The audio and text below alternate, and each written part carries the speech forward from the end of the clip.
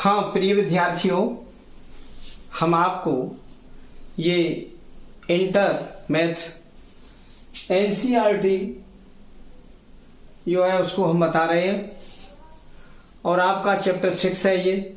ये बहुत अच्छा चैप्टर है और इसमें जो 6.1 एक्सरसाइज है इसमें से आपके क्वेश्चन बोर्ड परीक्षा और कंपटीशन में आते हैं। देखेंगे आप इसे कैसे करेंगे। ये एक्सरसाइज 6.1 का क्वेश्चन आपका 7 है। एक आयत की लंबाई दे रखी है, आयत की लंबाई x और उसमें 5 सेमी प्रति मिनट की दर से घट रही है।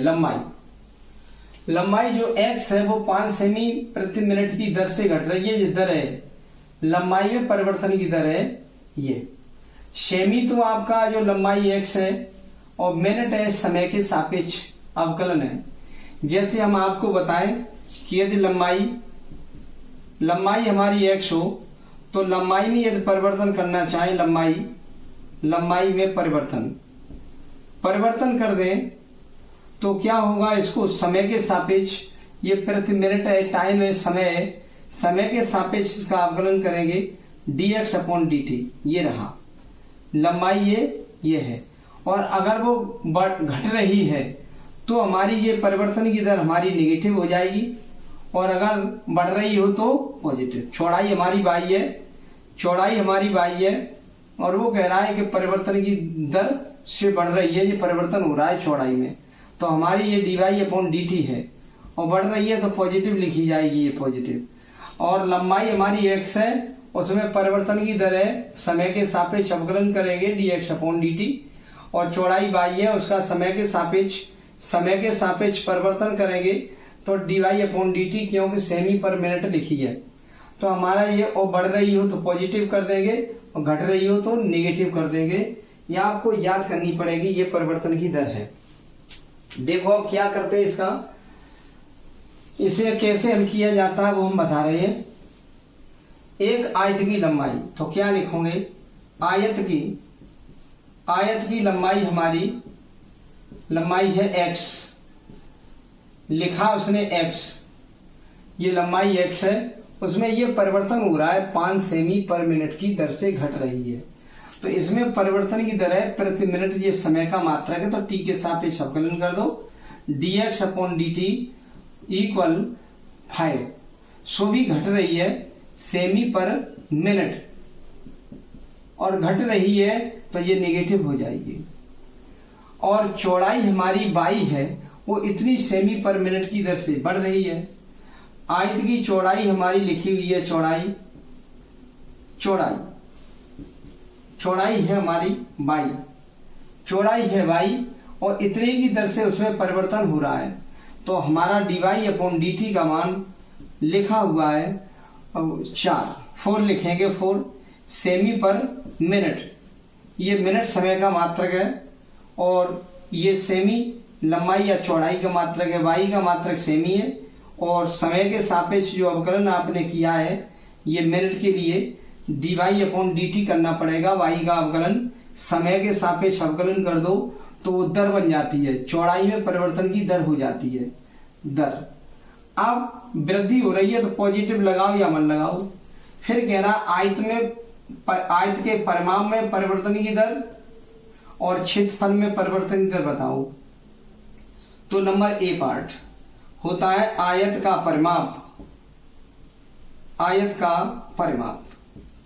परिमाप हमारा क्या होगा, ये आपको आयत दिखाई दे रहा है, ये देखो, ये एक लंबाई होती है, ये चौड़ाई है, फिर ये लंबाई, फिर ये चौड़ाई है, लंबाई चौड़ाई। परिमाने होती है बाहरी, माप मीन्स नाप, परिमाप होता है बाहरी नाप, ये लंबाई धन चौड़ाई धन लंबाई धन चौड़ाई, तो 2 लंबाई हो गई और 2 चौड़ाई हो गई, जोड़ देंगे इनको तो आयत का परिमाप होता है 2 लंबाई प्लस 2 चौड़ाई, ये होता है।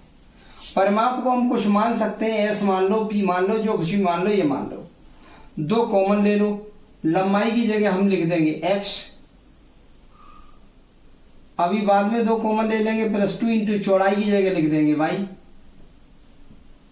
2 कॉमन ले लेंगे, s इक्वल टू कोष्टक लंबाई की जगह x, चौड़ाई की जगह y, ये लिख देंगे।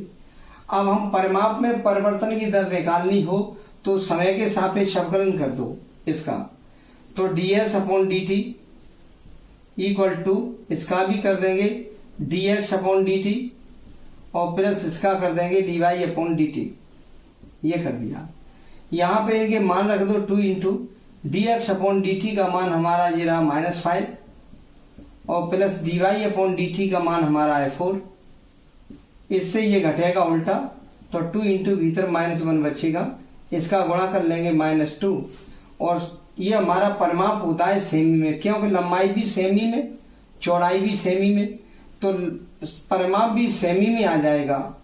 और प्रति टाइम का मात्रक सेकंड नहीं मिनट है, टाइम का मात्रक मिनट है, ये टाइम है तो मिनट, ये हो गया। ये आपका एक आंसर हो गया। अब हम क्षेत्रफल के बारे में देखेंगे, ये तो आयत के परिमाप में आ गया। क्षेत्रफल के बारे में देखेंगे, क्षेत्रफल के बारे में बताते हैं। और एक बात ये और देखो कि x का मान 8 है तो आप इसकी जगह 8 लिख देंगे सेमी, y का मान 6 तो इसकी जगह 6 सेमी लिख देंगे, इतना। अब हम बी पार्ट लेंगे, उसके क्षेत्रफल में परिवर्तन की दर बताओ। आयत का क्षेत्रफल होता है, आयत का क्षेत्रफल होता है लंबाई गुणा चौड़ाई, आयत का क्षेत्रफल होता है लंबाई गुणा चौड़ाई। क्षेत्रफल को हम एरिया कह देते हैं। लंबाई हमारी x है, चौड़ाई हमारी y है। लंबाई x है, चौड़ाई y है, लिखा है लंबाई x, चौड़ाई y है। अब हम इसका क्षेत्रफल में परिवर्तन की दर पूछी गई है तो इसको समय के सापेक्ष अवकलन कर देंगे और ये दो फलन है हमारे, एक को फर्स्ट एक को सेकंड डाल देंगे। ये दो फलन है, फर्स्ट सेकंड का लगेगा इसमें अवकलन, एक का अवकलन करेंगे सो भी समय के सापेक्ष मिनट है, ये प्रति मिनट लिखी है हर जगह, तो समय के सापेक्ष अवकलन किया जाएगा। तो क्षेत्रफल में परिवर्तन की दर हो जाएगी D upon D T equal पहला फलन जैसा का तैसा, दूसरे का अवकलन D Y upon D T plus दूसरा फलन जैसा का तैसा इनटू पहले का अवकलन D X upon D T. समय के सापेक्ष अवकलन कर दिया है, मान रख दो, आंसर आ गया। x का मान हम रखेंगे 8, D Y upon D T का मान रखेंगे, समय के सापेक्ष सब अवकलन करेंगे, D Y upon D T का मान रखेंगे 4 प्लस y का मान रख देंगे 6 into D X upon D T का मान रखेंगे -5। मल्टीप्लाई करेंगे 8 छक 32 और प्लस माइनस गुणा माइनस, 6 पंजे 30, 32 से 30 घटा दोगे 2 बचेगा और आएगा एरिया का मात्रक होता है सेमी स्क्वायर, प्रति टाइम का मात्रक होता है मिनट। वैसे तो सेकंड होता है लेकिन यहाँ मिनट दिया इसलिए मिनट लिखेंगे, यहाँ अगर सेकंड में होता तो सेकंड लिख देते। आपका ये आंसर आ गया। एरिया का मात्रक तो होता है सेमी स्क्वायर और टाइम का मात्रक होता है मिनट। किसी क्षेत्रफल में परिवर्तन की दर निकालनी हो, क्षेत्रफल में परिवर्तन की दर, तो उसको समय के सापेक्ष अवकलन कर देते हैं। एरिया का समय के सापेक्ष कर दिया, D upon D T time के सापेक्ष कर दिया, पहला फलन जैसा का तैसा दूसरे का अवकलन प्लस दूसरा फलन जैसा का तैसा इंटू पहले का अवकलन। इसमें सब में डी टी नीचे आएगी बस, और ये इसमें मान छाट करके रख लो, आपका आंसर हो जाएगा। ये क्वेश्चन बहुत अच्छा है, आप इसको बहुत मेहनत से सीखेंगे और समझ में अगर नहीं आता है तो 6.1 एक्सरसाइज के हमने फॉर्मूला लिख दिए आपको और वीडियो भी बना दिया, उसको आप देखेंगे। उसे जब आप याद कर लेंगे कंट्रोल, तब आपका ये ओके हो जाएगा। ओके, हाँ प्रिय विद्यार्थियों, अब ये आप क्वेश्चन देखेंगे 6.1 का 8 देखेंगे तो गुब्बारे के ऊपर ये क्वेश्चन है। ये क्वेश्चन अच्छा है, बोर्ड परीक्षा के लिए इम्पोर्टेंट और आपके लिए कंपटीशन के लिए इम्पोर्टेंट है। देखिए इसको कैसे करते हैं। एक गुब्बारा जो सदैव गोलाकार रहता है, तो लिखेंगे एक गुब्बारा जो सदैव गोलाकार रहता है,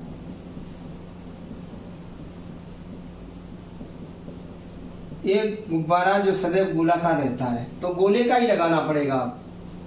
एक पंप 900 सेमी क्यू गैस प्रति सेकंड, ये दर दे रखी है। प्रति सेकंड माने समय के सापेक्ष ये अवकलन है, और सेमी क्यू आयतन का मात्रक होता है सेमी क्यू। तो वॉल्यूम है ये वॉल्यूम, तो हमारा क्या लिखा है dv अपॉन dt समय के सापेक्ष प्रति सेकंड, ये दर है, दर प्रति सेकंड ये दर होती है। सेकंड समय का मात्रक होता है टाइम का, तो नीचे dt आएगी। और वॉल्यूम हमारा ऊपर है, वॉल्यूम सेमी क्यू वॉल्यूम का आयतन है, तो ये वॉल्यूम है। वॉल्यूम का अवकलन किया गया है ये समय के सापेक्ष, तो ये दर बन जाती है। तो वॉल्यूम को अंग्रेजी में, हिंदी में कहते हैं आयतन और अंग्रेजी में कहते हैं वॉल्यूम। तो वॉल्यूम का मात्रक हमारा सेमी क्यू है, तो ये वॉल्यूम है।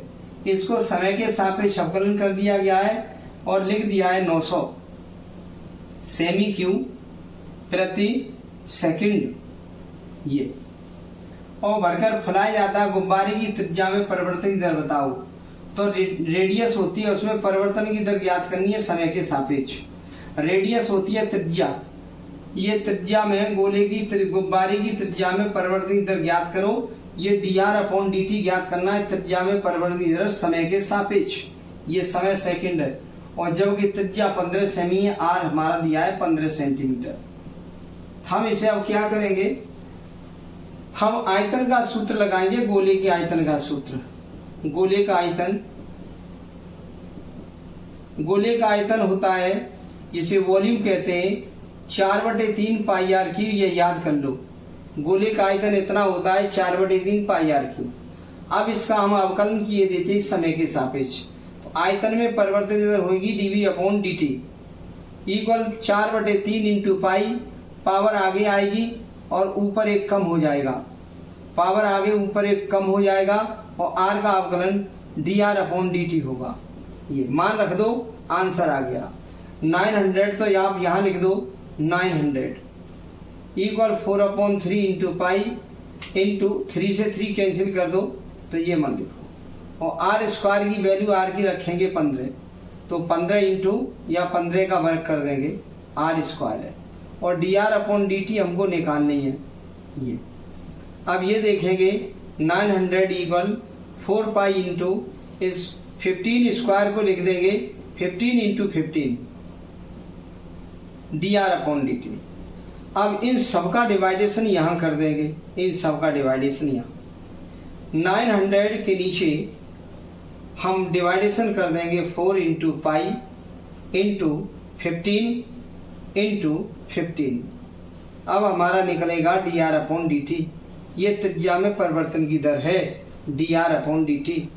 अब हम काटना शुरू करेंगे, 15 से ये काट दोगे, 15 छिक्के 90 और 1 0, फिर 15 से भी ये काटोगे, 15 चौक 60, और फिर 4 से ये 4 काट दोगे। ऊपर आपका कुछ नहीं बचा, 1 बचा, और नीचे हमारा पाई बच गया, और आ गया हमारा dr अपॉन dt। बस आंसर आ गया क्या, इसलिए dr अपॉन dt का मान आ गया 1 अपॉन पाई। r का मात्रक हम यहां से देखेंगे, r हमारा सेमी में है, त्रिज्या सेमी में है, तो r का मात्रक तो लिख देंगे सेमी, और प्रति टाइम का मात्रक यहाँ पर सेकंड दिया है, ये लिखा है प्रति सेकंड। टाइम का मात्रक प्रति सेकंड है, यही आपका आंसर आ चुका है। ऐसे इस टाइप से इसे कर लेंगे और सूत्रों को पहले याद करेंगे। 6.1 का हम सूत्रों को देखेंगे और इसे याद कर लेंगे। ओके, हाँ प्रिय विद्यार्थियों, अब आप ये क्वेश्चन नंबर 9 देखेंगे।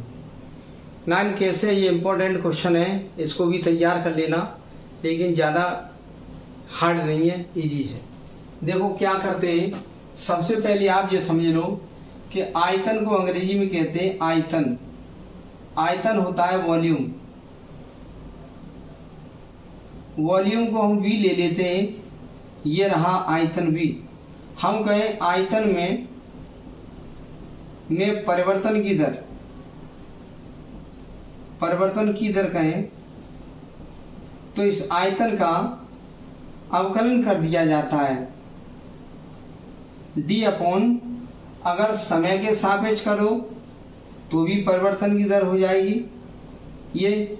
और वो कह रहा है त्रिज्या के सापेक्ष कह रहा है, आपको इसके सापेक्ष करना पड़ेगा त्रिज्या के सापेक्ष। अब ये त्रिज्या के सापेक्ष परिवर्तन हो गया, रेडियस के सापेक्ष, ये याद कर लो। त्रिज्या के सापेक्ष परिवर्तन की दर पूछी गई है dv/dr। और एक बात याद रखो, r का अवकलन हम r के सापेक्ष करें तो dr/dr ये होगा dr/dr, और dr/dr ये कट करके एक हो जाएगा, ये याद रखो। देखिए अब